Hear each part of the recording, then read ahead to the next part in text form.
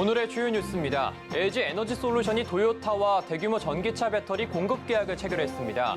단일 수주 계약으로는 역대 최대 규모입니다.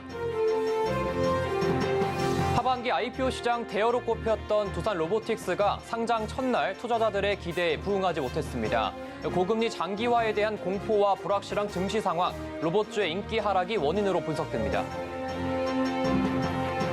포스코 인터내셔널이 종합상사를 넘어 글로벌 친환경 종합회사로의 도약을 선언했습니다. 에너지와 소재, 식량을 망라하겠다는 계획을 발표했습니다. 하반기 건설 경기 부진이 심화될 것이라는 전망이 나왔습니다. 정부가 건설업계 자금난 해소를 위해 PF 대출 보증 규모 확대 등 지원책을 내놨지만 외부 요인 상쇄는 어렵다는 분석입니다.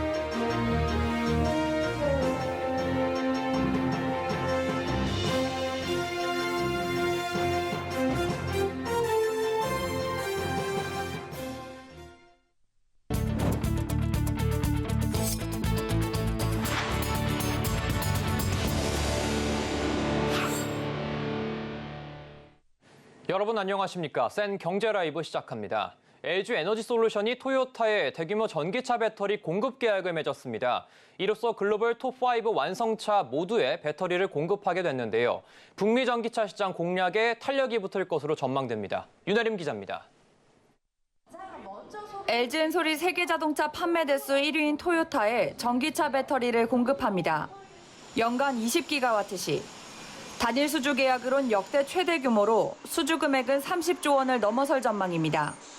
이를 위해 오는 2025년까지 미국 미시간 공장에 총 4조 원을 투자해 토요타 전용 배터리 셀과 모듈 생산 라인을 구축한다는 계획입니다. 여기서 생산된 배터리 모듈은 토요타 미국 켄터키 공장에서 팩으로 조립돼 신형 전기차 모델에 주로 탑재될 예정입니다. LG엔솔의 셀과 모듈 기술력, 토요타의 팩 기술력이 결합돼 안전성과 성능 등에서 한층 강화된 배터리가 생산될 것으로 기대됩니다.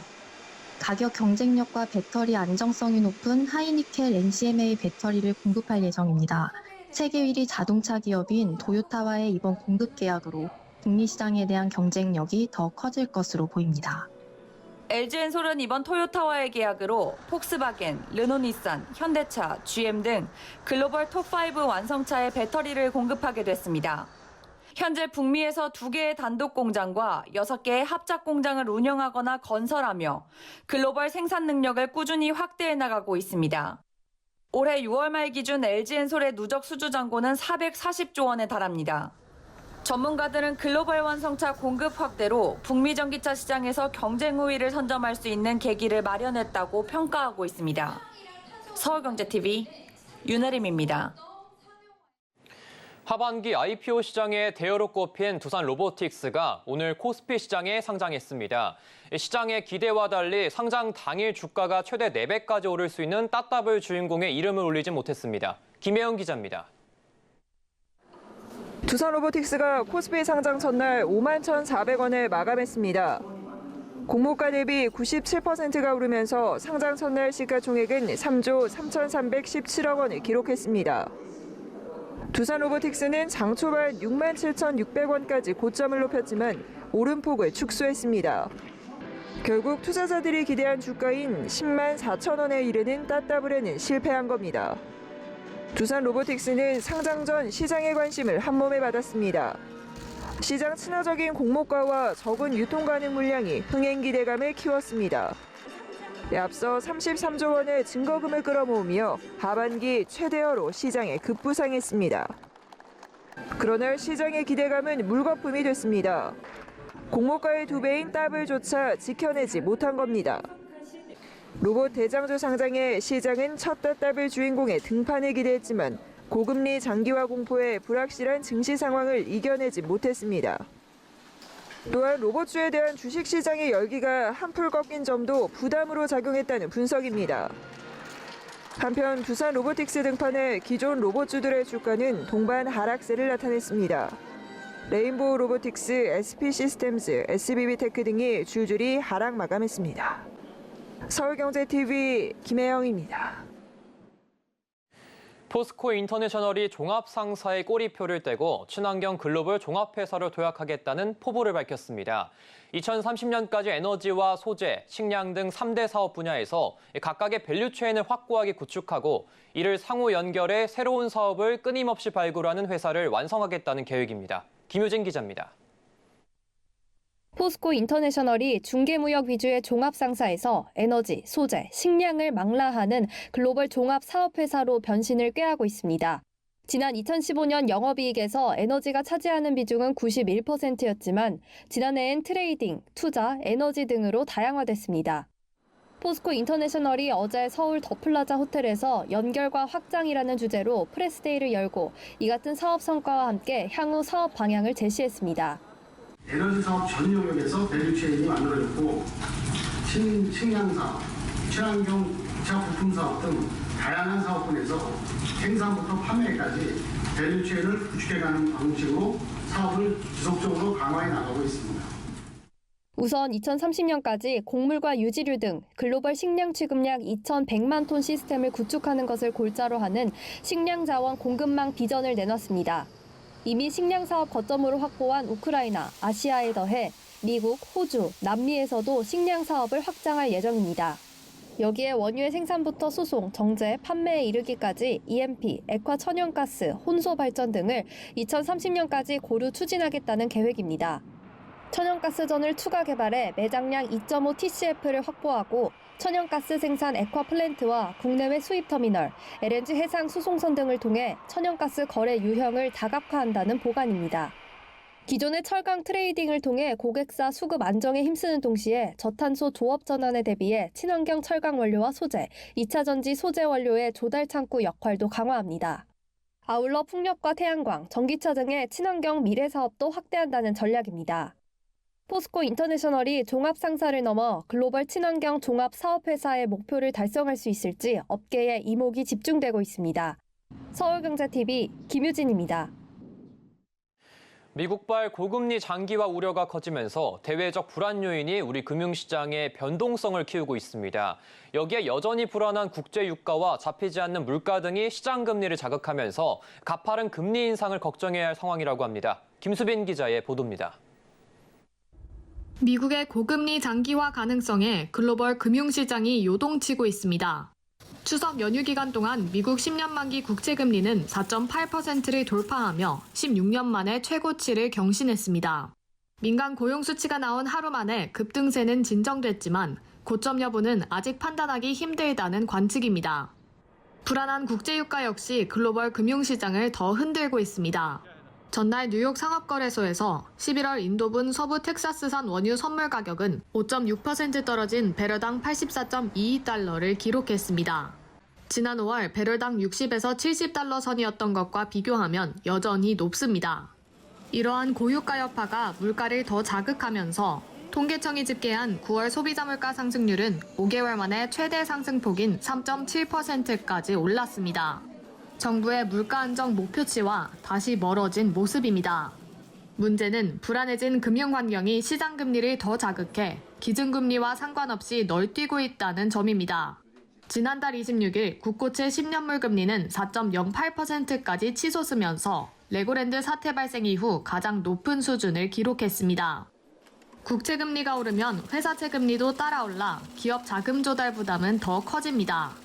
특히 시장금리 인상은 사실상 기업과 가계대출금리 인상으로 이어질 수 있는데 최근 금융당국이 은행채 발행 한도를 폐지하면서 금리 인상을 더 부추기고 있습니다.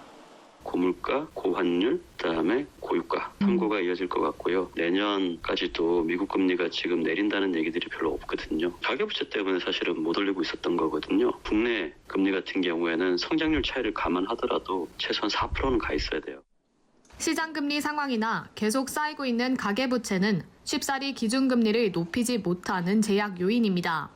하지만 인플레이션과 미국과의 금리 차를 고려하면 인상 필요성이 또 커져 한국은행은 고심이 깊어질 것으로 보입니다. 지난 2월부터 5차례 연속 동결에 나선 한은이 다음 달 열리는 금융통화위원회에서 어떠한 해법을 놓을지 관심이 쏠리고 있습니다. 서울경제TV 김수빈입니다. 정부가 추석 전 건설업계의 자금난을 해소하기 위해 PF 보증을 늘리는 등 지원 정책을 내놨는데요. 하지만 하반기 건설 경기의 불안이 지속될 것이라는 전망이 나왔습니다. 서청석 기자입니다. 대한건설정책연구원은 오늘 발간한 지표로 보는 건설 시장과 이슈를 통해 4분기 건설 경기 부진이 심화할 것이라고 전망했습니다. 3분기 건설 시장이 건설 수주와 건축 허가, 착공, 분양 등 선행 지표의 부진이 심화돼 건설 경기 부진이 우려스러운 상황이라고 진단한 겁니다. 특히 2022년부터 건설 선행 지표 부진이 본격화됐다는 점에서 하반기로 갈수록 건설 경기가 부진할 것이라고 예상하고 있습니다. 작년까지 건축 허가 물량은 증가해 우려할 수준이 아니었지만 자금 조달 문제 등으로 착공이 지연돼 지난해 18.1% 감소, 올해는 7월까지 39.9%로 감소폭이 더 심화되고 있는 상황입니다. 결국 건설 경기 정상화를 위해선 자금 조달이 핵심인데 정부가 건설사들의 숨통을 틔우기 위해 부동산 PF 대출 보증 규모 확대 등 지원책을 내놨지만 효과는 미지수입니다. 미국의 기준금리 변동 같은 외부 요인의 영향을 지금 국내에서 받고 있기 때문에 이런 부분들을 국내의 정책을 일부 변경하거나 새로 적용한다고 해서 외부 요인의 영향을 상쇄하기가 쉽지 않아요. 건설업계의 공사비 증가, 자금 조달 어려움 등의 문제는 외부 요인의 영향이 크기 때문에 국내 단기적 정책으로 긍정적인 효과를 받기 어렵다는 설명입니다. 이와 함께 반등 조짐을 보이던 주택가격도 향후 추가 상승보다는 보합세가 될 것을 예상했습니다. 최근 주택 거래량이 소폭 감소하고 있고 가격 조정 후 반등한 수요 회복이 둔화될 가능성이 크고 주택가격 전망지수 CSI도 상승폭이 둔화되는 양상을 보이고 있기 때문입니다. 건설정책연구원은 건축 관련 선행지표 악화가 매우 심각한 상황이라며 건설 경기 부진이 장기화되지 않도록 SOC 투자 확대, 자금 시장 불안 해소 등 정책적 지원이 필요하다고 강조했습니다. 서울경제TV 서청석입니다. 곧 시작되는 국정감사에서 건설사 CEO들이 증인대에 오를 예정입니다. 올해 건설업계에선 부실 시공, 중대재해, 벌떼 입찰 등 이슈가 많았는데요. 내년 총선까지 앞둔 상황이라 호통국감이 재현될까 업계에 긴장감이 흐르고 있습니다. 이재영 기자입니다. 오는 10일부터 시작되는 국정감사에 건설사 최고 경영자들의 줄소환이 예고됐습니다. 업계에 따르면 건설사 CEO는 국토교통위원회, 환경노동위원회, 산업통상자원 중소벤처기업위원회에서 증인으로 나올 걸로 알려졌습니다. 우선 국토위에선 임병용 GS건설 부회장이 소환됩니다. 인천 검단아파트 지하주차장 붕괴 사고를 낸 만큼 국감에선 질타가 쏟아질 걸로 보입니다. 환노위에선 중대재해 사고를 낸 마창민 DLNC 대표와 김진 롯데건설 안전보건 경영실장이 출석할 예정입니다. DLNC는 중대재해 처벌법 시행 이후 8명의 사망자를 낸 만큼 국감에서 질책과 방지 대책에 대한 질의가 이어질 걸로 보입니다. 벌떼 입찰로 도마 위에 오르고 있는 박철희 호반건설 대표와 우호현 SM그룹 회장도 소환 명단에 올랐습니다. 호반건설은 벌떼 입찰로 공공택지를 대거 낙찰받아온 것과 관련해 국토부로부터 직접적인 지적을 받아왔습니다. 올해 건설업계에선 부실 시공 및 건설 현장 내 사망사고 문제가 잇따르면서 10대 건설사부터 중견건설사 CEO까지 줄줄이 소환될 거란 전망이 우세했지만 DLNC와 GS건설, 호반건설을 제외하고 모두 1차 최종 명단에서 제외됐습니다. 한편 이번 국감은 기업 관계자에게 호통을 치며 망신을 주는 이른바 호통국감이 재현될 거란 우려도 나옵니다. 내년 총선을 앞두고 있는 만큼 정치인들이 존재감을 드러내기 위해 현안에 대한 문제점을 파악하고 해결 방안을 모색하기보단 보여주기식 국감이 진행될 가능성도 있기 때문입니다. 서울경제TV 이지영입니다. 실질적인 양성평등 사회 구현이 중요한 과제로 떠오르고 있습니다. 전라북도는 정책 연구와 실행 기능을 통합한 여성가족재단 출범을 계기로 특별자치도 위상에 맞는 양성평등 사회를 조성해 나간다는 계획인데요. 박민홍 기자입니다.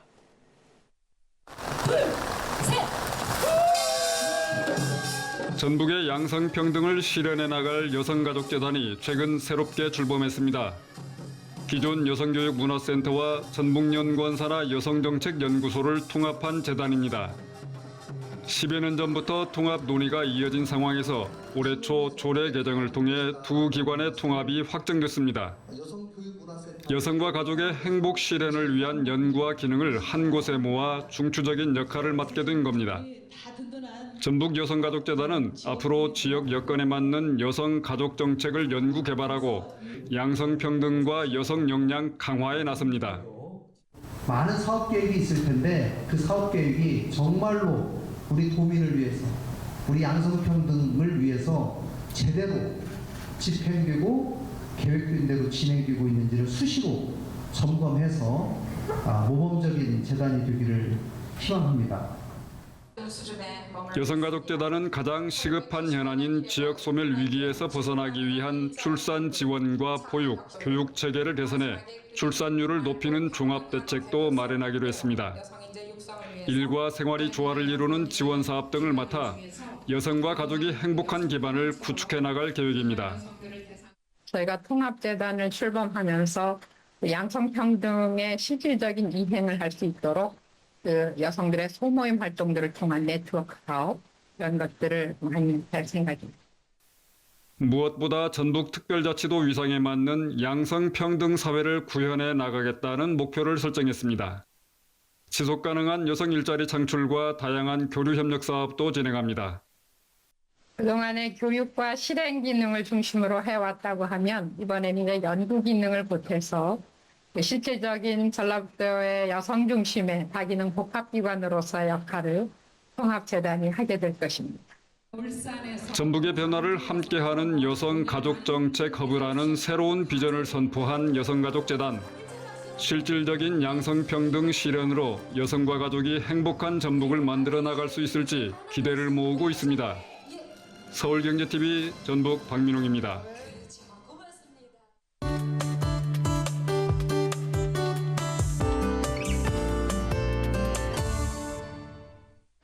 세계 모든 항공사들은 정확한 항공기 운항을 위해 항공기상을 적극 활용한다고 합니다. 이 항공사 자체로 기상 예보관을 채용하기도 하고 또 기상회사나 기상청, 미 항공우주국으로부터 제공받는 날씨를 활용하는데요. 오늘은 항공기와 날씨의 관계, 또 기상 전문 예보관을 채용해 성공한 델타항공 이야기를 해보도록 하겠습니다. 오늘도 K웨더 반기성 센터장 나왔습니다. 안녕하십니까? 네, 안녕하세요. 네, 센터장님, 이 항공사들이 이 비용을 들여가면서까지 이런 날씨 기상 정보에 집착하는 이유가 어떻게 될까요? 옛날에 그 버뮤다 삼각해역에는 귀신이 산다라는 이야기를 제가 옛날에 들은 적이 있습니다. 맞습니다. 과거에도 이제 버뮤다 삼각해역으로 안으로 들어갔던 항공기라든가 배들이 갑자기 자취를 감춰버렸는데요. 아무리 추적해보고 탐색해도 원인을 알 수 없었죠. 그런데 최근에 나온 유력한 이론 중 하나가 소규모 돌풍 때문에 실종이 일어난다는 겁니다. 맑은 하늘에서 유유히 이동하던 항공기들이 바다에서 일어난 소규모 돌풍으로 인해서 흔적도 없이 사라져서 바닷속으로 빠져들어갈 수 있다는 건데요. 그런데 소규모 난리 현상은 유독 버뮤다 삼각해역 안에만 국한된 이야기가 아니라 수많은 크고 작은 항공기 사고들의 원인이 되고 있습니다. 미국 내 주요 항공사의 난류 사고에 의한 연간 피해액은 1억 5천만 달러에 달하고 있는데요.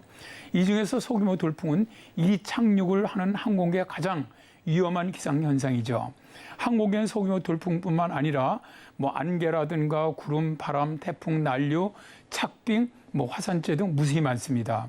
따라서 항공기 안전뿐만 아니라 수익을 많이 올려야 하는 항공회사의 입장에서 날씨는 정복하고 이용해야 하는 그런 대상이죠. 예, 그럼 날씨를 제공받는 항공사들이 가장 많이 이용하고 있는 기상 정보는 어디에서 좀 받고 있습니까, 지금? 현재 이제 미 항공우주국에서 운영하는 웹사이트에 날씨 정보를 상당히 많이 활용을 하는데요. 예. 그 웹사이트 안에는 비행 노선 프로그램이 운영되고 있습니다. 프로그램의 모든 정보는 그래픽으로 처리되면서 일반인도 아주 쉽고 편리하게 이용할 수가 있는데요. 예를 들어서 항공기 기장이 자신이 주로 비행하는 항공로를 화면에 쭉 표시를 해주면 그 길을 따라서 항공기에 영향을 주는 결빙 현상이라든가 난류라든가 번개 등의 위험한 기상 요소가 그래픽으로 표출이 됩니다. 또 비행 종사자뿐만 아니라 일반 이용자에게도 가장 안전하고 경제적인 비행기를 제공을 해줍니다. 우리나라도 항공기상청에서 항공예보처를 이용해서 기상예보를 제공해주고 있는데요. 항공기상청은 세계 공역예보센터로부터 수신한 자료를 기본으로 해서 하루에 4회 항공예보처를 생산해서 항공사들이 안전은 물론 비용 절감에 유용하게 활용할 수 있도록 해줍니다. 예, 지금 이 항공기상청 등 국가기관에서 제공해주고 있는 기상 정보들 어떻게 활용되고 있습니까? 예를 든다면 한국공항공사 같은 경우 기상 정보를 아주 적극적으로 활용하는 것으로 아주 유명한데요. 예. 이들은 강풍이나 황사, 태풍이나 호우, 또 대설 이런 것들은 공항 운영에 직간접적인 그 영향을 미치고 있고 또 항공기 운항 조건의 필수 요소가 되기도 하고요. 또 악기상으로나 항공기 지연이라든가 결항에 대한 대국민 불편 해소 또는 정시 운항을 향상을 위한 실시간 기상정보 활용을 이런 걸 위해서 시작을 했습니다. 주로 기상청이라든가 항공기상청에서 제공하는 기상특보를 갖다 수신을 해서 활용함으로써 항공기 운항에 도움을 주고요. 또 자연재난 피해를 줄이고 있고요. 또한 기상특보로 활용을 해서 재난대응 매뉴얼을 개발하고 재난대응 체계로 전환할 수 있다고 합니다. 항공기는 일반적으로 전체 스케줄에서 2에서 한 5%가량을 계획대로 운항하지 못한다고 말하는데요. 그중에서 날씨로 인한 미운항이 80에서 90%에 육박한다고 합니다. 그러니까 즉 날씨가 항공업계의 효율을 떨어뜨리고 이익을 줄이는 위험 요소인 것이죠. 그래서 국내 저비용 항공사인 이사는 날씨를 비행에 적극 활용하고 있는데요. 이 항공은 실시간 기상 정보를 이용한 항공기 운항 시스템을 활용을 해서 자체 운항에 이용을 하고 있습니다. 예를 든다면 태풍이라든가 저시정으로 인한 운항 취소를 갖다 아주 최소화할 수 있도록 날씨 운항 시스템을 활용을 하는데요. 선제적으로 스케줄 변경이라든가 또 우회 항로 비행 등을 통해서 300여 평의 추가 운행을 기록을 하면서 동종업계 대비 0.3에서 0.9% 높은 운항률을 기록을 했습니다. 퍼센테이지로 보면 아주 작아 보이지만 비용으로는 이게 엄청난 돈이라고 할 수가 있습니다. 이렇게 각 국가의 기상청이나 공기관에서 제공하는 기상 정보들을 좀 잘 활용하고 있는 것 같은데 이런 정보들 외에 직접 이 전문 기상 예보관을 활용하는 항공사는 없는 겁니까? 세계에서 제일 큰 항공사죠. 델타항공은 전문 기상 예보관을 갖다 채용을 해서 경제적인 항공기 운항에 아주 큰 도움을 주고 있다고 하는데요. 델타항공은 코로나 이후 여행 수요를 최대한 흡수하기 위해서 하루에 4,000편 이상의 항공기를 국내 노선에서 운항하고 있는데요. 이 많은 항공기를 컨트롤하고 있는 곳이 운항고객센터입니다. 무려 500명의 직원들이 일하는 이곳은 사람으로 친다면 2뇌에 해당하는 곳인데요. 항공기 운항 관리 및 통제는 기본이고 기상 등에 따른 돌발 상황이 발생했을 때 빠른 대응을 하는 곳이기도 합니다. 예를 들어서 강력한 천둥 번개가 치거나 토네이도가 이동해 오거나 할 때 운항 고객센터는 항공기가 지연되거나 결항되는 것에 대해서 빨리 대비해서 대책을 세워야 하기 때문입니다. 미국 델타항공 본사는 애틀랜타에 위치한 운행 고객센터의 대응 스크린 안에 보면은 실시간 뉴스가 나오고요. 날씨 상황이라든가 항공기들의 지연 상황 등이 실시간으로 업데이트되고 있는데요. 비상 상황이 발생해서 결항을 한다거나 지연이 결정되면은 대체 비행기뿐만 아니라 연결편에 대한 대안을 빠르게 결정하는 등 운항 계획을 전면으로 바꾸는 것이죠. 조종사의 스케줄이라든가 원격 장비 부품 확보 등의 방안도 강구를 합니다. 그런데 델타항공 운항고객센터의 가장 큰 특징은 전문 항공 기상학자들을 직접 고용하고 있다는 건데요. 델타항공은 변수가 많은 기상 상태를 예측을 하고 분석하기 위해서 전 세계 항공사들 중에서 유일하게 기상 전문가를 보유하고 있습니다. 이들은 항로상의 난류나 악기상뿐만 아니라 화산재의 영향도 파악을 해서 또 바람의 흐름 등도 파악을 하고 해서 기상에 따른 연료 소모도 계산을 합니다. 그날그날의 기상을 면밀하게 분석을 해서 항공기가 어느 항로로 또 어느 고도로 운항하는 것이 가장 경제적인가를 분석하는 것도 전문 기상학자들이 하는 일이죠. 델타항공의 전문 기상학자들은 자기들의 예보가 미국 국가기상청 예보보다 더 정확하고 분석적이다라고 자랑한다고 합니다. 예, 오늘은 항공기와 날씨와의 관계에 대해서 들어봤습니다. 센터장님 감사합니다. 네, 고맙습니다.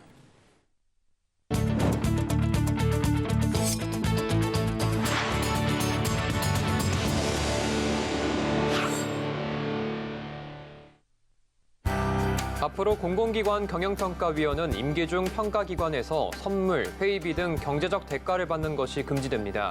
이를 위반하는 평가위원은 즉시 해촉됩니다. 내년 1월부터 보이스피싱 등 비대면 금융사고 발생 시 은행도 책임을 분담하게 됩니다. 은행의 사고 예방 노력과 이용자의 과실 정도를 고려해 은행의 책임 분담 비율과 배상액을 결정하게 됩니다. BMW가 8세대 신형 모델 뉴 5 시리즈를 한국 시장에 세계 최초로 공개했습니다. 한국은 BMW 5 시리즈의 최다 판매 국가인 점이 고려됐습니다. 이번 주말 서울 여의도와 강화문 등 주요 도로교통이 전면 통제됩니다. 7일에는 2023 서울 세계 불꽃축제가 열리는 여의도 일대가 오후 2시부터 저녁 11시까지, 8일에는 2023 서울 달리기 대회가 열리는 강화문 을지로 지역에서 오전 8시부터 오전 11시까지 교통이 통제됩니다.